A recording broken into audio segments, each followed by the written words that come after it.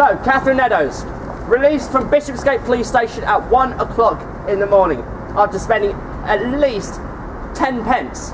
As not forget that you could get half a pint of gin for a penny back in those days, and drank it all, has stumbled down to Prostitutes Island.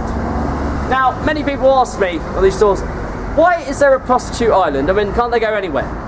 But essentially, if they were to go to Prostitute Island, this place would mean that they were exempt from being arrested by the police. It means they could legally ply their trade.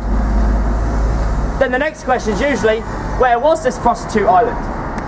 You only have to look right across the road in the churchyard of St Bartol's without Aldgate, because that, in their front yard, was Prostitute Island.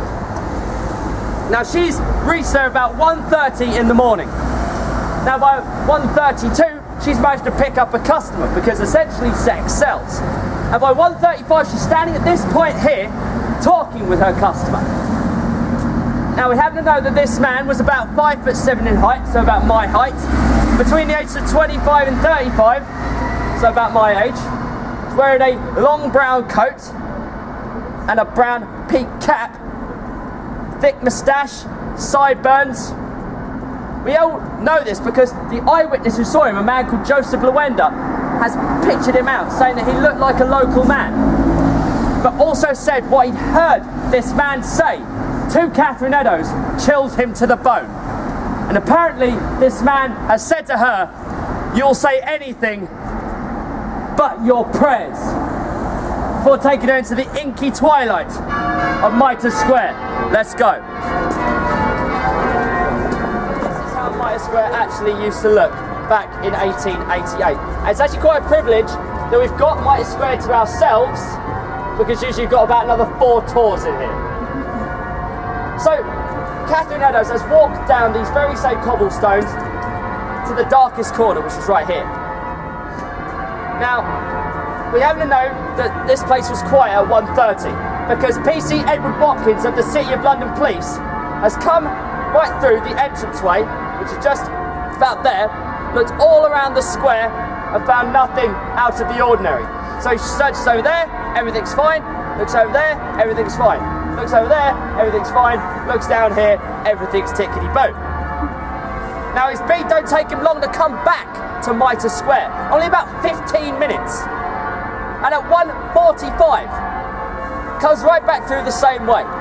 So he looks in the corner over there, it's nothing out of the ordinary. Looks in the corner over there, nothing out of the ordinary. Looks in the corner over there, everything's fine. But when he looks at this point right here, everything is wrong. And as he runs over and finds this dismembered body, he is sick all over those cobblestones you're standing on. He runs over to the opposite side of the square, hammers on the door of the night watchman of the warehouse, and says, "Nightman, old man, have you seen anything? Have you heard anything?" And the guy's gone, "No, I ain't seen nothing." Why? It's like, because there's a body laying in the yard. What happened to poor Catherine Eddowes in the space of about 10 minutes is truly horrific. Her throat has been cut once again from left to right and back again. Not to the severity of what happened to Annie Chapman, but just as bad. She's also been strangled to muffle her screams. That's probably why the night watchman didn't hear anything. She's had her skirts torn open, ripped open with the blade, and then her body. But she's not cut groin to sternum, she's cut from rectum to sternum. And her intestines have been taken out, displayed over her right shoulder. The abdominal cavity here on her left shoulder. Now we know Jack is a man to take away a few trophies. But this time, he doesn't just take away her uterus, he also takes away her left kidney. Let's think about this. He takes away 2 organs in the dark in under 10 minutes. But Jack has also decided that he's going to start attacking her face as well. Now, he's done these 2 little cuts on her eyelids, just here and here, and these 2 inverted V's on her cheeks. Also, judging by the cuts around her face, right here, also on her chin, top of her nose, which takes the tip of her nose off, and this cut above her lip, assume that whoever has done this was trying to remove her face, to remove her identity. But one thing he hasn't removed, what do you guys think that is? The ears. Maybe he just didn't have the time to take the ears. Now, to give you guys some sort of idea of how terrible this murder was, I do have the picture from the mortuary. Now, anyone of a nervous disposition, you really should have come on a Jack the Ripper tour, to be fair. But this is it. So you can see there, the cut, they're taking the tip of her nose off, also the cut around there on her eyes, and also around her cheeks, and at the top of her lip. But what do you think Jack's done up there to where her hair is? Any idea? Scalped her? Well, I'll also tell you Jack didn't do that. That the morticians actually did. Because back in 1888, cameras couldn't actually point down. If cameras could point down, then we'd have crime scene photographs for every single woman.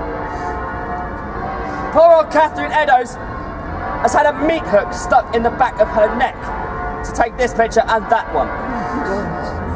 So you can see there how sagged and indented her stomach actually is from the lack of her intestines. But if you think that picture is bad, the last one I'm going to show you is truly horrific. And that is before she was actually stitched up. So you can see how deep the cut is to her neck, that you can at least stick 4 fingers in. That her stomach is actually still open. All this, my friends, in about 8 minutes.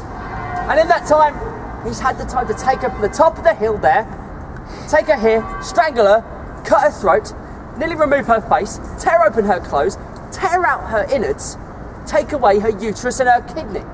This is someone with some cool impudence and reckless daring, because he must have known Edward Watkins was just going to come round the corner any second. And now he's thwarted not just the Met, but he's also thwarted the City of London police. So where's he going to go from here? Any ideas? He might just, I don't know, if he's a toff, he's going to go back towards the West End. But where we next see the killer's work is actually in the dark, dusty streets of the East. So we're going to go chase him again. We will still avenge you because the Hunt Ripper hasn't finished yet. Let's go.